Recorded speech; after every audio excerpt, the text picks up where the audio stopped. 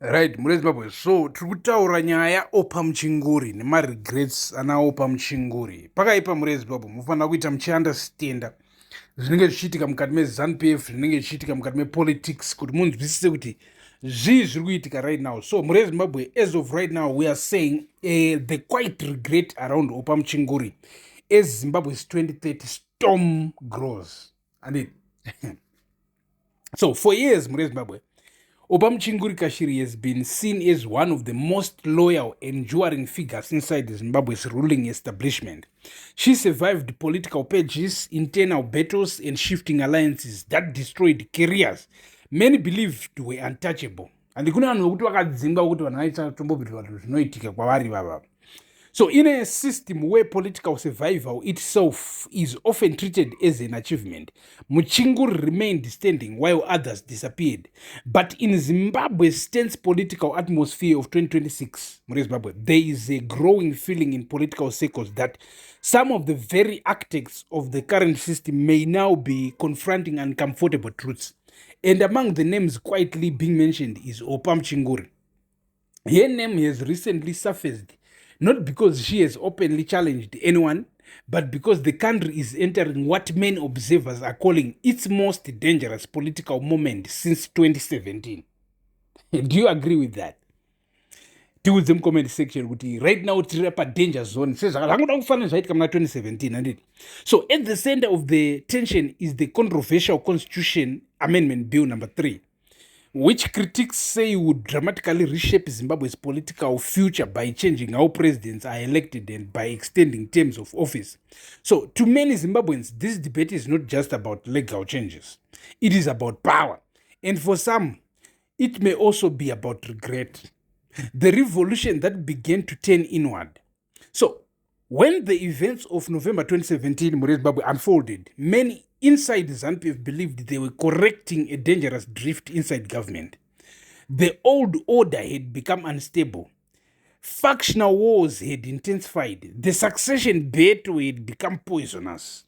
Those who supported the transition believed they were restoring discipline inside the ruling party. They believed they were preventing chaos. They believed they were saving the liberation movement from implosion. Opah Muchinguri was among the senior figures who stood firmly within that political realignment. At the time, the message was simple. Zimbabwe needed stability, Zimbabwe needed unity, Zimbabwe needed order. But history is a habit of asking difficult questions years later. And now, some analysts believe the same system that was defended in 2017 may be evolving into something very different from what many veterans expected. The 2030 debate changes everything. The phrase now dominating political discussion is one simple number, 2030, Zimbabwe, 2030. For months, the debate around extending political timelines has created visible unease inside Zimbabwe.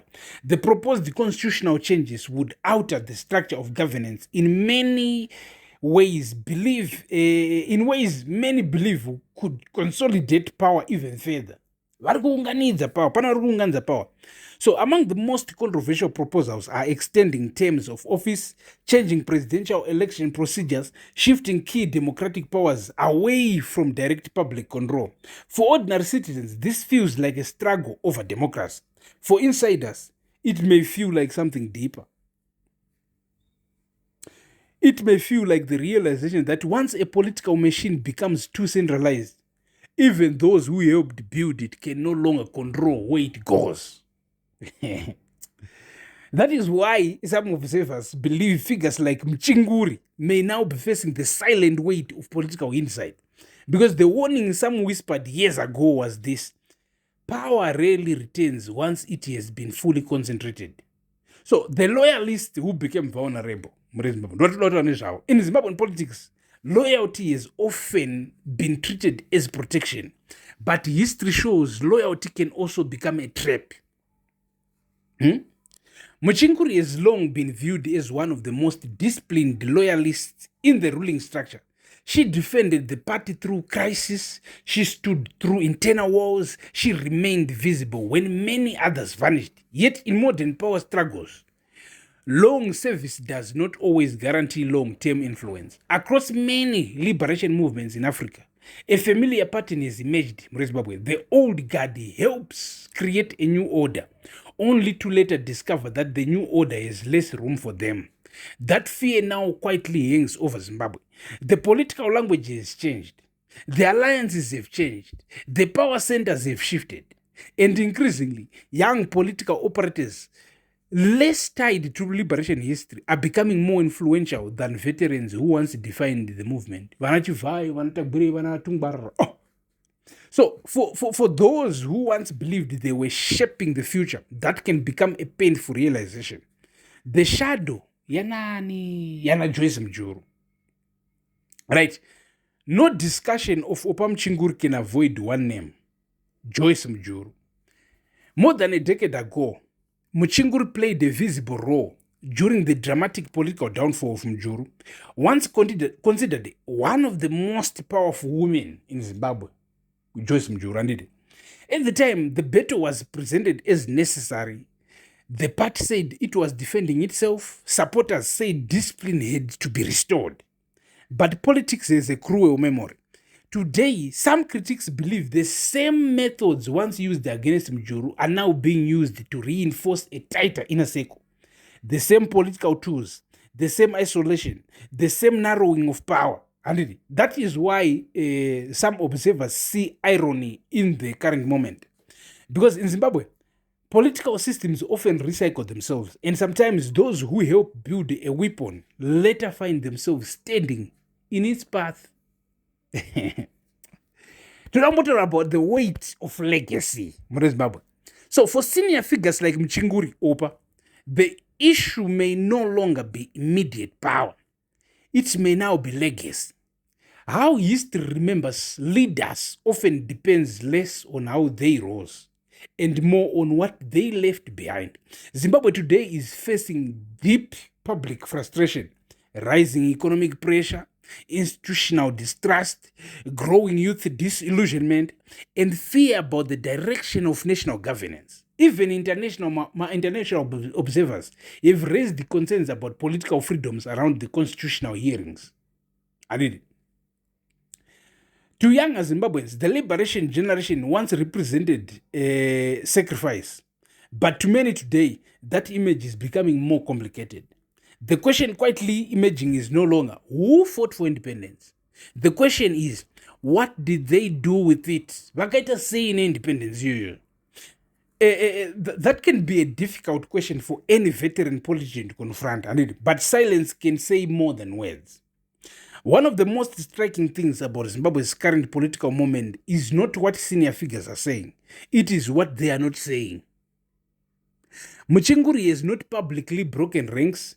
She has not openly challenged the current direction. She remains inside the establishment. But in politics, silence itself can carry meaning. Sometimes silence means agreement. Sometimes silence means caution. And sometimes silence means a leader understands that speaking may no longer change anything. So, Zimbabwe, that is why speculation around my figures like Muchinguri continues to grow. Because when senior politicians who once shaped national events suddenly become quieter during moments of historic change, people begin to wonder whether they are witnessing confidence or concern. The veterans in the succession trap, one of the biggest dangers in long ruling systems is what my political analysts call the succession trap. It happens when leaders postpone transition, institutions become personalized, and everyone inside the system becomes dependent on one center of authority. You are dependent now. So eventually, even insiders become prisoners of the structure they defended. Zimbabwe now appears dangerously close to that moment. The constitutional debate has exposed deeper anxieties. So who comes next? Who decides? And what happens when a system built on loyalty begins to consume itself? For liberation veterans, this may be especially painful because many of them once believed they were protecting the future. Now some may fear they helped postpone it. Public sentiment is shifting. Across Zimbabwe, ordinary people are watching closely. The constitutional debate has moved beyond parliament in Zimbabwe. It has entered homes. It has entered machurch. Takamaona Catholic Church ichibudikira ichitojamuka. Zimbabwe Council of Church ichibudikira ichiri chichi. It has entered mataxis.